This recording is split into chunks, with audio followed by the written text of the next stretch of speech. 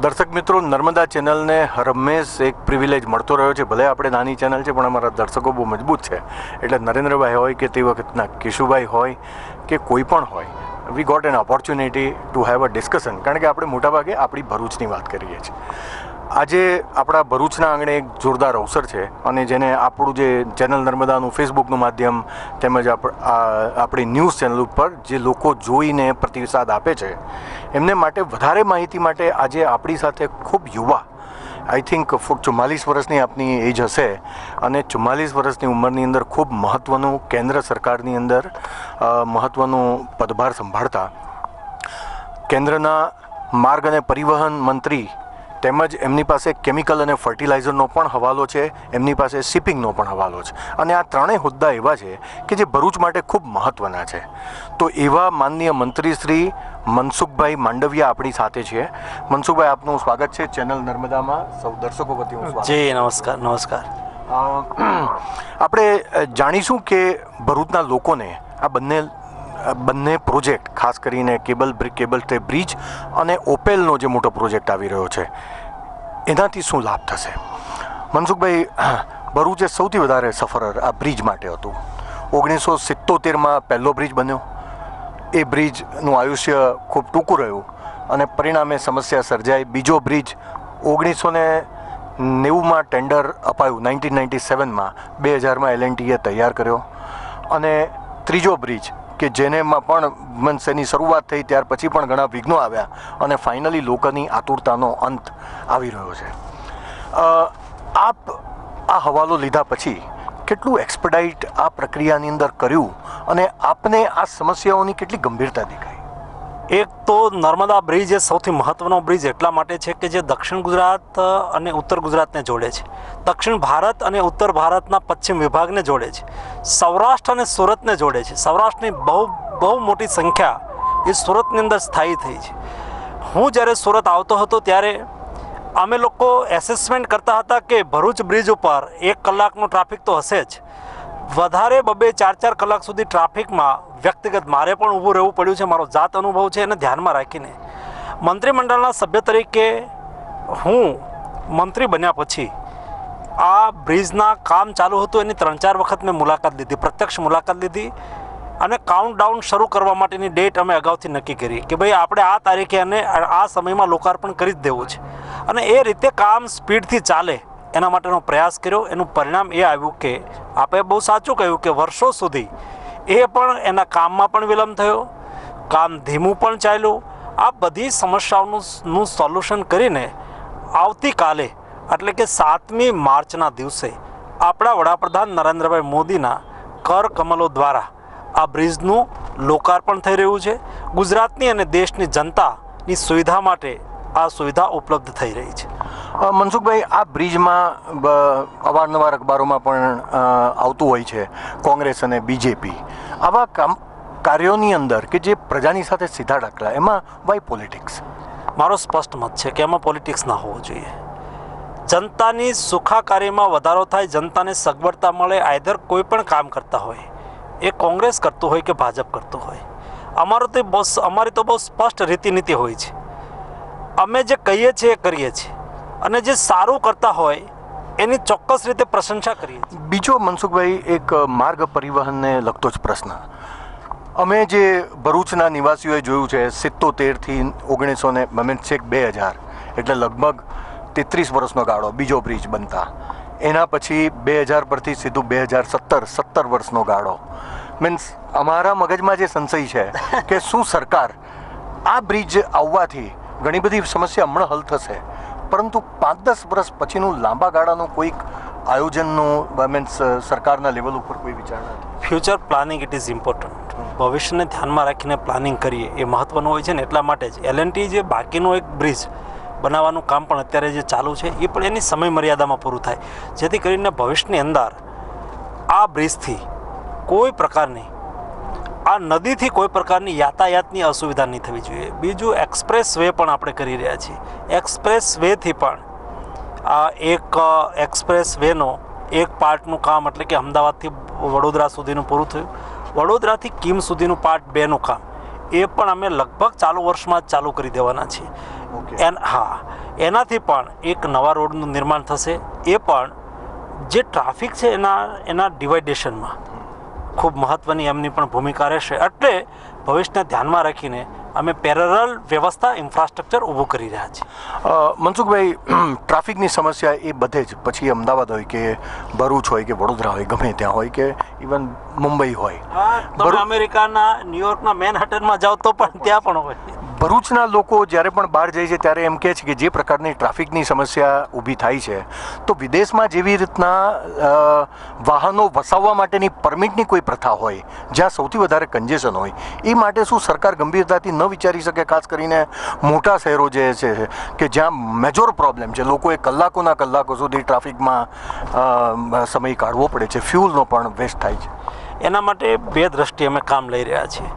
શહેરી ક્ષેત્રની અંદર જૂના વાહનો છે એનો નિકાલ થાય, જૂના વાહનો ચલાવવાની મંજૂરી ના આપવામાં આવે, ખરીદ કરવાની મંજૂરી ના આપવામાં આવે, એવું મોટાભાગે દિલ્હી અમે ચાલુ કરી દીધું છે.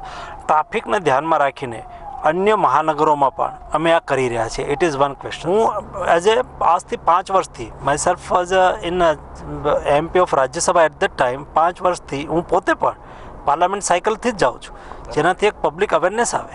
ઠીક છે, 4 વ્હીલ નહીં વાપરો એવું નથી કહેતો, પરંતુ તમારે જવું છે 10 મિનિટના અંતર ઉપર, ત્યાં જવા માટે પ્રતિકૂળતા પણ નથી, ટ્રાફિક પણ નથી, તો શા માટે તમે સાયકલ લઈને ના જાઓ? 3 ફાયદા થાય. એક, ઈંધણની બચત થાય એટલે હુડિયામણ બચે. બીજું, કાર્બન હવામાં ના આવે, પોલ્યુશન ઘટે. ત્રીજું, તમે સાયકલ હાંકશો તો તમારા સ્વાસ્થ્યની રક્ષા થશે. એ પણ આગામી દિવસોની અંદર જો સાયકલ ફેશન તરીકે ઓળખાય. અત્યારે શું થયું છે, સાયકલ એક ગરીબ વર્ગનું વ્હીકલ છે, એક અમીર વર્ગનું વ્હીકલ છે. અમીર વર્ગનું વ્હીકલ એ સ્વાસ્થ્યના પર્પઝથી છે, ગરીબ વર્ગની પાસે 4 વ્હીલ વ્હીકલ નથી, એટલા માટે એનો ઉપયોગ છે. મધ્યમ વર્ગના લોકો આનો ઉપયોગ કરતા થાય એ દિશાની અંદર જનજાગૃતિ કેળવાય, એ પણ આવશ્યક છે. ખૂબ સરસ મનસુખભાઈ વાત કરી. અને દર્શક મિત્રો, આપણા ખાસ કરીને ભરૂચ અને અંકલેશ્વરના દર્શક મિત્રો, કે સાયકલ કેમ્પેઇન અંકલેશ્વરમાંથી શરૂઆત કરી, 1000 સાયકલો છે. ખાસ કરીને પૂજારાજી અને એ જે ગ્રુપ છે એમને માટે આ ગુડ ન્યૂઝ છે. મનસુખભાઈએ જે વાત કરી કે સાયકલિંગને પ્રમોટ કરવા માટેનું સરકાર આયોજન કરી રહી છે, I think that is a great thing. Mansukhbhai, સાથે બીજી જો વાત કરીએ તો એક બાજુ ઇન્ડસ્ટ્રીયલ ડેવલપમેન્ટ છે મેસિવ અને ખૂબ સરસ, અહીંયા એમ્પ્લોયમેન્ટની ઓપોર્ચ્યુનિટી લોકોને, પણ આ પબ્લિક ટ્રાન્સપોર્ટની ખૂબ મોટી સમસ્યા. દાખલા તરીકે આપણે દહેજની વાત કરીએ, ઝઘડિયાની વાત કરીએ, પાલેજ, પાનોલી, તો એમાં જે સામાન્ય કારીગર વર્ગ છે એને માટે એ કંપનીઓ સુધી પહોંચવું એ એક ખરેખર ખૂબ મોટી ગંભીર સમસ્યા છે.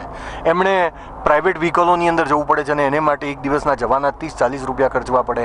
8-10 હજાર રૂપિયાનો પગારદાર માણસ 2000 રૂપિયા ખર્ચે, સમયે ન પહોંચે એટલે કંપનીમાંથી કાઢી મૂકે. આ ગ્રાસરૂટ લેવલની આ સમસ્યા છે. ખાસ કરીને જે ઇન્ડસ્ટ્રીયલ કોરિડોર છે ત્યાં પબ્લિક ટ્રાન્સપોર્ટ માટેનું કોઈ નક્કર આયોજન કરી શકાય, એ અંગેની કોઈ વિચારણા કરી શકાય? એમાં મોટા ભાગે પબ્લિક ટ્રાન્સપોર્ટિંગ એ આમ સ્ટેટ સબ્જેક્ટ રહ્યો છે, પરંતુ અમારા લોકોનો વિચાર છે કે રાજ્ય સરકારો પણ પબ્લિક ટ્રાન્સપોર્ટ માટેની બસીસ ખરીદે તો ભારત સરકારથી અમે એને મદદ કરીએ છીએ. એને એ કમ્પન્સેશન મળી રહે એના માટે અમે આર્થિક સહયોગ પણ કરીએ છીએ, જેથી કરીને કોસ્ટલી ના પડે અથવા તો એને ના પોસાય. કારણ કે પબ્લિક ટ્રાન્સપોર્ટ હોય એટલે સસ્તા દરે ઉપલબ્ધ કરાવાતું હોય, ખર્ચ વધારે થતો હોય, એવી સ્થિતિની અંદર અમે રાજ્ય સરકારોને મદદ પણ કરી રહ્યા છીએ. ગુજરાત સરકાર પણ આ ચાલુ બજેટની અંદર પણ શાયદ 500 જેટલી નવી બસો ખરીદવા માટે એમને જોગવાઈ પણ કરી છે. એવી રીતે ઘોઘા દહેજ ફેરી સર્વિસમાં ભારત સરકારે, મારા મંત્રાલયે પણ અમે એમાં આર્થિક સહયોગ કર્યો છે, જેથી કરીને રોરો ફેરી સર્વિસની સુવિધા પણ પ્રાપ્ત થાય. એ સમયની માંગ છે, કારણ કે આજે 1 કિલોમીટર પર પર્સન યા પર ટન પરિવહન પર રેલવેની અંદર ખર્ચ થાય છે 1.5 રૂપિયો, રોડ ઉપર 2 રૂપિયા 40 પૈસા. તો કોસ્ટલ પરિવહનમાં એટલે કે સમુદ્રીય પરિવહનની અંદર 1 ટન પરિવહન માટે 40 પૈસાનો ખર્ચ થાય છે. એટલે અમે ઇનલાઇન વોટરવેઝ નિર્માણ કરી રહ્યા છીએ, એટલે અમે કોસ્ટલ ટ્રાન્સપોર્ટિંગ, કોસ્ટલ કાર્ગોનું ડેવલપમેન્ટ કરી રહ્યા છીએ. ભૂતકાળમાં નથી થયું, એ હવે અમે કરવાની શરૂઆત કરી છે, એના પરિણામો સારા મળવાના છે. આપે જે વાત કરી કે ખાસ કરીને શિપિંગ અને કોસ્ટલ ક્ષેત્રની અંદર પણ પરિવહન માટે આપના પ્રયાસો છે. દહેજ અને ઘોઘા ફેરી, ઘણું બધું એના વિશે લખાય છે, સંભળાય છે અને લોંગલી અવેઇટેડ. મને એવું યાદ છે કે શ્રી અશોકભાઈ ભટ્ટ જ્યારે પબ્લિક એકાઉન્ટ કમિટીના ચેરમેન હતા વિરોધ પક્ષના નેતા તરીકે, ત્યારે એમની સાથે 3.5 કલાક સુધી ભરૂચથી દહેજ જવાનો એ માર્ગ હતો અને તે વખતે આ દહેજ ઘોઘા ફેરીનું લોકેશન જોયું હતું. લગભગ એ વાતને આજે લગભગ 25 વર્ષ થઈ ગયા. હવે એમ કહેવાય છે કે એ સ્વપ્ન સાકાર થવાની દિશામાં છે. એનું એક્ઝેક્ટ સ્ટેટસ શું અને ક્યારે સંભવતઃ એ કાર્યરત થશે અને કાર્યરત થશે પછી કેટલું પરિવહન થઈ શકશે, કઈ રીતના લોકોને એનો લાભ થશે? ઘોઘા અને દહેજ રોરો ફેરી સર્વિસ એક ગલ્ફ ઓફ કેમ્બે પરનું સ્ટ્રેટેજિક લોકેશન ઘોઘા અને દહેજ બંને છે. અને ઘોઘાની જેટીનું કામ મોટા ભાગે પૂરું થઈ ગયું છે. દહેજની જેટીનું કામ પણ પૂરું થવામાં છે. એટલે કે જેટી નિર્માણનું કામ લગભગ 90% એબવ અત્યારે પૂરું થઈ ચૂક્યું છે. સૌથી મોટું કામ ત્યાં ડ્રેઝિંગનું છે. એ ડ્રેઝિંગ માટેનું કામ અત્યારે સ્પીડથી ગતિથી ચાલી રહ્યું છે. રાજ્ય સરકારને આના માટે થઈને ભારત સરકારની સાગરમાલા યોજના અંતર્ગત અમે 250 કરોડ રૂપિયા હમણાં જ ફાળવ્યા છે. એટલે આ કામ અત્યારે જે ગતિથી ચાલે છે, જે વ્યવસ્થાઓ અમે ઊભી કરી છે, જોતા એપ્રિલ મહિનામાં અમે ઘોઘા દહેજ રોરો ફેરી સર્વિસનું લોકાર્પણ કરી શકીએ એ સ્થિતિની અંદર અમે આવી જઈશું. ભલે 25 વર્ષ રાહ જોવી પડી હોય, હવે 25 મહિના નહીં જોવી પડે, એટલી વાત પાકી છે. એટલે ઘોઘા દહેજ રોરો ફેરી સર્વિસ ચાલુ થવાથી સૌરાષ્ટ્ર અને દક્ષિણ ગુજરાત વચ્ચેનું અંતર, જે તમે બાય રોડ જાઓ તો 350 કિલોમીટર ભાવનગર છે, એ ભાવનગર અહીંથી 15 માઇલ થઈ જવાનું છે, નજીક થઈ જવાનું છે. બીજું, દહેજની અંદર ઓપાલના નિર્માણથી, OPaL it is one type of petrochemicals unit, અમે PCPIR એટલે કે કેમિકલ્સ અને પેટ્રોકેમિકલ્સ ડેવલપમેન્ટ રિજિયન તરીકે આખા વિસ્તારને ડેવલપ કરી રહ્યા છે. ક્રેકર ત્યાં મળવાથી, રો મટીરિયલ્સ ઓપાલમાં મળવાથી અનેક નાની મોટી ઇન્ડસ્ટ્રીઝ, પેટ્રોકેમિકલ્સ ઇન્ડસ્ટ્રીઝ એ અહીંયા તો આવશે.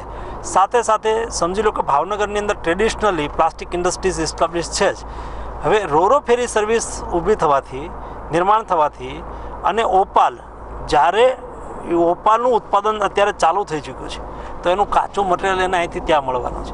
એટલે કે સૌરાષ્ટ્રના દરિયાઈ કિનારામાં પેટ્રોકેમિકલ ઉદ્યોગના વિકાસ માટે, દહેજ અને દક્ષિણ ગુજરાત, અંકલેશ્વર સહિતના વિસ્તારના પેટ્રોકેમિકલ્સ યુનિટના ક્રેકર્સ માટે, રો મટીરિયલ્સ માટે એ દહેજ મહત્ત્વનું ડેસ્ટિનેશન બનવાનું છે. ઓપાલ એનું કેન્દ્ર બનવાનું છે. એ દ્રષ્ટિએ પણ આ રોરો ફેરી સર્વિસનું ખૂબ મહત્ત્વ છે. જે સૌરાષ્ટ્રના કોસ્ટલ, એ ઉપરાંત અમે ભાવનગર ખાતે, પીપાવાવ ખાતે, કંડલા ખાતે કોસ્ટલ ઇકોનોમિક ઝોન ડેવલપ કરી રહ્યા છે. કોસ્ટલ ઇકોનોમિક ઝોન એક કન્સેપ્ટ એ પ્રકારનું છે, ચાઇનાએ ડેવલપમેન્ટ કઈ રીતે કર્યું, એમણે કોસ્ટલ બેઝને પકડ્યો, જેથી કરીને એમને લોજિસ્ટિક ખર્ચ કમ થઈ જાય, ટ્રાન્સપોર્ટિંગ ખર્ચ કમ થઈ જાય અને કાર્ગો સીથી એ લોકો સી કાર્ગોથી ઇમ્પોર્ટ એક્સપોર્ટ કરી શકે, એ સુવિધા થઈ.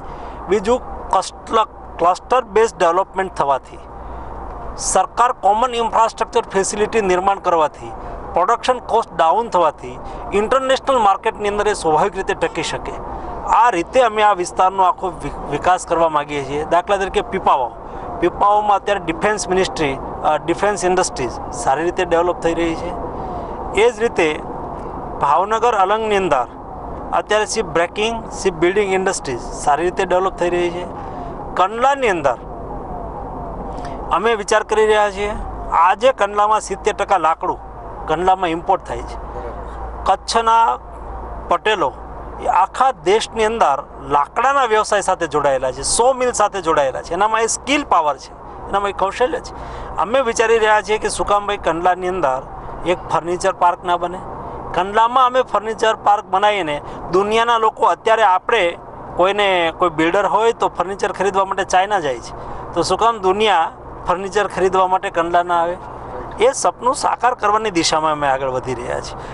કોસ્ટલ બેઝ ડેવલપમેન્ટ, પોર્ટના ડેવલપમેન્ટ, નરેન્દ્રભાઈ બહુ સારી વાત કરી છે, not only for port development but port led development.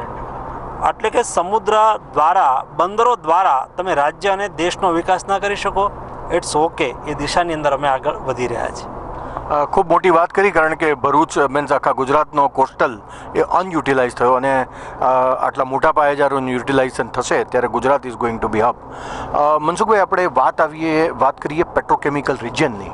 લગભગ 486 સ્ક્વેર કિલોમીટર એરિયાની અંદર આટલું મોટો વિશાળ PCPIR પથરાયેલું છે અને એમાં જ્યારે ઓપેલનું આગમન થઈ રહ્યું છે ત્યારે સામાન્ય માણસને એ ચોક્કસ જાણવાની ઈચ્છા થાય કે આ ઇન્ડસ્ટ્રીઝ આવવાથી એમ્પ્લોયમેન્ટ તો મળશે, પણ એના સિવાય બીજી કઈ કઈ ઓપોર્ચ્યુનિટી છે? ઓપેલ શું બનાવવાની છે? દેશને શું ફાયદો થશે? રાજ્યને શું ફાયદો થશે? અને વિશ્વ કક્ષાએ એનું શું મહત્ત્વ રહેશે? એ પહેલાં ઓપેલની વાત અને પછી થોડીક PCPIR. જ્યારે હું ઓપાલની વાત આપને કરીશ તો ઓપાલ એક પેટ્રોકેમિકલ્સ યુનિટ છે અને એમાં ગેસના processing unit, gas base process petrochemicals industries તરીકે એમાંથી સૌથી મહત્ત્વનું ઉત્પાદન એ પ્લાસ્ટિકનું દાણાનું છે. પોલિથિલિન ના રો મટીરિયલ્સનું નિર્માણનું છે. એ ઉપરાંત એ પ્રોસેસિંગના ભાગરૂપે બીજા જે કેમિકલ્સ, પેટ્રોકેમિકલ્સ પેદાશો છે એ એનું ત્યાં નિર્માણ થશે. એ આવવાથી સૌથી મહત્ત્વનું જે આપે કહ્યું એ પહેલો સૌથી મોટો ફાયદો થવાનો છે. કેમિકલ્સ ઇન્ડસ્ટ્રીઝ અને પેટ્રોકેમિકલ્સ ઇન્ડસ્ટ્રીઝના રો મટીરિયલ્સ ઓપાલ યુનિટના મુખ્ય ઉત્પાદન અને એના પેટા ઉત્પાદનથી એને કાચો માલ મળવાનો છે. આજે PCPIR એના ઉપર આધારિત એટલા માટે થશે કે એ વિસ્તારની અંદર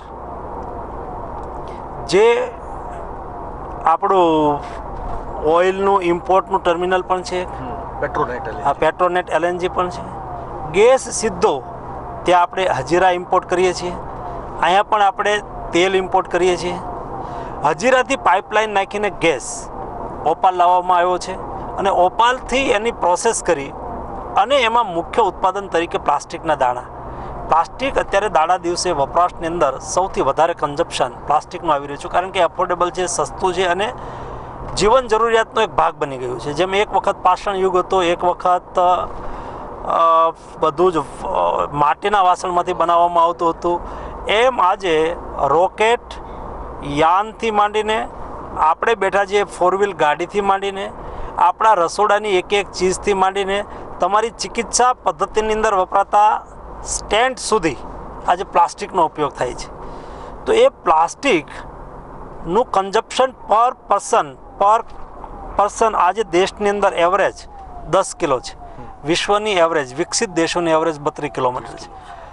આજે લોકોની જરૂરિયાત એમાં 10-15% દરે વધી રહી છે. એટલે કે અત્યારે 10 કિલો છે, આગામી 10 વર્ષની અંદર લોકોનું કન્ઝપ્શન 20 કિલોએ પહોંચી જશે. લોકોનું કન્ઝપ્શન 20 કિલોએ પહોંચી જાય ત્યારે દેશની અંદર પ્લાસ્ટિક માટેનું રો મટીરિયલ ઇમ્પોર્ટ ના કરવું પડે. એટલા માટે ઓપાલમાંથી આપણને અત્યારે જે રિક્વાયરમેન્ટ છે એના 13% રો મટીરિયલ્સ આપણને ઓપાલમાંથી મળવાનું છે. ઓવરઓલ ઇન્ડિયાની ટોટલ રિક્વાયરમેન્ટના 13% આપણને આ ઓપાલમાંથી પ્લાસ્ટિક મળવાનું છે, પ્લાસ્ટિકના દાણા મળવાના છે. એને લઈને આજુબાજુના PCPIR રિજિયનની અંદર અનેક નાની મોટી ઇન્ડસ્ટ્રીઝને બુસ્ટઅપ મળશે. આ ઇન્ડસ્ટ્રીઝનું નિર્માણ થશે એટલે જનરલ સ્વાભાવિક છે એમ્પ્લોયમેન્ટ જનરેટ થશે. એમ્પ્લોયમેન્ટ જનરેટ થશે એટલે આપણા યુવાનોને રોજગારી મળશે. બીજી એક ઓપોર્ચ્યુનિટી સૌરાષ્ટ્રના દરિયાઈ કિનારે દેખાઈ રહી છે. આગામી દિવસોની અંદર અમે એ ઓપોર્ચ્યુનિટીને કેચઅપ કરવા માટેની કોશિશ કરી રહ્યા છીએ. ગુજરાતના દરિયાઈ કિનારા ઉપર હમણાં UAEના પ્રિન્સ આવ્યા હતા, અબુધાબીના પ્રિન્સ આવ્યા હતા. એમણે ભારત સાથે સ્ટ્રેટેજિક સ્ટોરેજ માટેના કરારો કર્યા છે. ભારતના દરિયાઈ કિનારા ઉપર એ લોકોએ એશિયાની અંદર પોતાનું તેલ વેચવું છે. એશિયાની અંદર તેલ વેચવા માટે થઈને ભારતની અંદર પણ એમને તેલ વેચવું છે.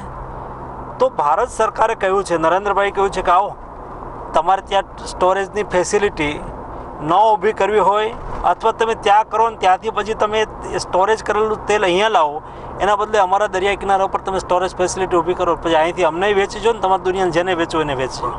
એનાથી દેશને ફાયદો થશે, જ્યારે જોઈએ ત્યારે આપણને તેલ મળી રહેશે. સાથે સાથે સ્ટોરેજ કેપેસિટી ઊભી કરવા માટે જે ઇન્ફ્રાસ્ટ્રક્ચર ઊભું કરવામાં આવશે આપણા અનેક યુવાનોને એમાં રોજગારી મળશે, અનેક ટેકનિશિયનોને એમાં રોજગારી મળશે, અનેક એન્જિનિયરોને એમાં રોજગારી મળશે. અને એ સ્ટોરેજ આધારિત એનું તેલ અહીંયા સ્ટોરેજ થયું હશે તો એને રિફાઇન કરવાની રિફાઇનરીઓ પણ બનશે. એટલે એક ઔદ્યોગિક ક્લસ્ટર એ આપણા સમુદ્ર કિનારે ઊભું થાય, એ જે તક આપણી સામે દેખાઈ રહી છે, એ તકને પણ અમે લોકો ઝડપવાની કોશિશ કરી રહ્યા છીએ. મનસુખભાઈ, એક બીજો પ્રશ્ન કહો. ઓપેલનો પ્રોજેક્ટ 2006માં કન્સીવ થયો હતો, ત્યારે એનું બજેટિંગ હતું લગભગ 11,750 કરોડ. ડિલે થવાને કારણે એ વધીને થયું લગભગ 27,100 કરોડ ઓવરરન. સરકારી પ્રોજેક્ટોમાં ઓવરરન શા માટે થતું હોય છે? કારણ કે લોકોને પ્રશ્ન થાય છે કે આ જ પ્રોજેક્ટ જો વહેલો ઊભો થઈ ગયો હોત. આમ વાત લોકો માટે એકદમ નાની છે, પણ ટેકનિકલ કારણો પણ ઘણા હોઈ શકે. પણ જનરલાઇઝ એક ઇમેજ એવી છે કે સરકારી પ્રોજેક્ટો મોટાભાગે ડિલે થતા હોય છે. તમારી વાત સાથે હું સંમત છું. કોઈ પણ પ્રોજેક્ટ સમયસર પૂરો થવો જ જોઈએ. પૂરો નહીં થવાથી એ 11,000 કરોડમાંથી આજે 27,000 કરોડ સુધી એમની કોસ્ટ વધી ગઈ. મારી હંમેશા મારા મંત્રાલયની અંદર મારી એક કાર્યપદ્ધતિ રહી છે, સમયસર કામ પૂરું થાય, સમયસર કામ હાથ ઉપર લેવામાં આવે, ટેકનિકાલિટી પહેલાં જોઈ લેવામાં આવે. ટેકનિકાલિટી અને ફોર્માલિટી પૂરા કર્યા પછી કામ માટેનો ચોક્કસ ટાઈમ ટેબલ બને. લેટ થવાના અનેક કારણોમાં ગવર્મેન્ટ પ્રોસિજર હોવાના નાતે ડિલે નિર્ણય સિસ્ટમ એ એના માટે સૌથી વધારે દોષિત હોય છે, જેમાં નિર્ણય ખૂબ ડિલે થતા હોય છે, ધીમા થતા હોય છે. એના હિસાબે પ્રોજેક્ટ વિલંબિત થઈ જતા હોય છે. એ પ્રોજેક્ટ વિલંબિત ના થાય તો તમે નક્કી કરેલી કોસ્ટની અંદર એ પ્રોજેક્ટને સમયસર પૂરો કરો તો થઈ જાય, પરંતુ એ સમયસર પૂરો નહીં થયો. ઠીક છે, દેર આવ્યા લેકિન દુરસ્ત આવ્યા, વહેલો મોડો પણ થયો, એ આપણા માટે અત્યારે તો મહત્ત્વનું છે. મનસુખભાઈ, કેમિકલ ક્લસ્ટર છે અને ઘણા બધા વિલેજીસ અહીંયા આજુબાજુમાં રહેતા હોય છે. PCPIRમાં મોટાભાગે કેમિકલ ઇન્ડસ્ટ્રીઝ થવાની છે, કારણ કે ભારત સરકારનું આ વિશાળ પહેલું PCPIR રિજિયન ડેવલપ થઈ રહ્યો છે.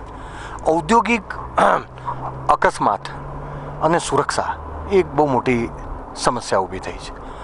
શું સરકાર એક જબરદસ્ત એવું આયોજન ન કરી શકે કે જેમાં ડિઝાસ્ટર મેનેજમેન્ટ પ્રિવેન્શનનું એકદમ સ્ટ્રોંગ સેન્ટર હોય, કે જ્યાં તમામ કેમિકલના ડેટા હોય? કારણ કે હમણાં લગભગ છેલ્લા 6-8 મહિના વર્ષની અંદર અનેક ફાયરની ઘટનાઓ બની, હેઝાર્ડસ કેમિકલ્સની એક્સપ્લોઝનની ઘટનાઓ બની, ઘણા લોકોએ જીવ પણ ગુમાવે છે.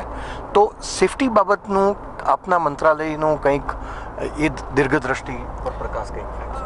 સેફટી એ દરેક ઇન્ડસ્ટ્રીઝ માટે ખૂબ મહત્ત્વની છે અને સેફટીને પ્રાથમિકતા આપી. આપણે રોડ ઉપર જઈ રહ્યા છીએ તો રોડ સેફટી એ પણ અમારા માટે મહત્ત્વની છે, કારણ કે રોડ પર મુસાફરી કરતા મોટાભાગે યુવાનો હોય છે, ડ્રાઇવિંગ કરનાર મોટાભાગે યુવાન હોય છે. એની એક જિંદગી જવાથી એના 5 પરિવારના સભ્યો પર એની નેગેટિવ અસર થતી હોય છે. એવી રીતે કોઈપણ કેમિકલ ઇન્ડસ્ટ્રીઝ હોય, પેટ્રોકેમિકલ્સ ઇન્ડસ્ટ્રીઝ હોય, એનું જે હેઝાર્ડસ વેસ્ટ હોય, એને હેઝાર્ડસ વેસ્ટ રિમૂવલ સિસ્ટમ એ તો અત્યારે ફરજિયાત કરી છે. ગુજરાત સરકારે ડિઝાસ્ટર મેનેજમેન્ટમાં પહેલેથી સૌથી સારું કામ કર્યું છે અને આપણે આગ્રહ રાખીએ છીએ કે ઇન્ટરનેશનલ ધારાધોરણ મુજબ ના જ પ્લાન્ટ બને. અને અત્યારે કોઈ પણ અમે નવા પ્લાન્ટને જ મંજૂરી આપીએ છીએ કે જે પ્લાન્ટની અંદર હેઝાર્ડસ વેસ્ટ રિમૂવલ સિસ્ટમ એ ઓટો હોય અથવા તો એ પ્રોજેક્ટનો એક ભાગ હોય. એ દ્રષ્ટિએ હવે નવા પ્રોજેક્ટને મંજૂરી અપાઈ રહી છે. મહત્ત્વની બાબત એ છે. ખૂબ સરસ મનસુખભાઈ, આપની સાથે રસપ્રદ વાત થઈ. ભરૂચના લોકોને સ્થાનિક ભાષામાં સરળ અને સાદી રીતે સમજણ પડે એ પ્રકારની ખૂબ સુંદર વાત આપણે બ્રિજ અંગે કરી, માર્ગ પરિવહન અંગે કરી, શિપિંગ અંગે કરી, દહેજ ઘોઘા ફેરી અંગે કરી, PCPIR અંગે કરી. ખૂબ ખૂબ આભાર મનસુખભાઈ, ખૂબ રસપ્રદ વાત રહી. અને મિત્રો, જોયું કે મિનિસ્ટર તરીકે આપણે ભૂતકાળમાં કેટલાક લોકોના ઇન્ટરવ્યૂ જોયા છે અને એમાં એમની સ્પષ્ટતા, જે પોર્ટફોલિયો સંભાળતા હોય એમની સ્પષ્ટતા પણ નથી હોતી, એ પણ જોયું છે. અહીંયા મનસુખભાઈના કિસ્સામાં તમામ એમના મંત્રાલય અંગેના એમના સ્પષ્ટ વિચારો છે, ક્લિયર થોટ છે અને ખરેખર પાયાના પ્રશ્નોથી સંપૂર્ણપણે માહિતગાર હોય એવું સ્પષ્ટ રીતે દેખાઈ રહ્યું છે. આશા રાખીએ મનસુખભાઈ હમણાં છેલ્લા કેટલાક સમયથી ભરૂચના મહેમાન બન્યા છે અને આશા રાખીએ કે એમનો પ્રવાસ ચાલુ રહે અને આ જે પીસીપીઆર ક્લસ્ટર ડેવલપ થઈ રહ્યું છે એ ભારતનું ગ્રોથ એન્જિન બને. ખૂબ આનંદ થયો Mansukhbhai, thank you very much. અને દર્શક મિત્રો, ફરી મળતા રહીશું આપણે આવા જ એક કાર્યક્રમની અંદર. આવો મળીએ કાર્યક્રમમાં. નમસ્તે, થેન્ક યુ.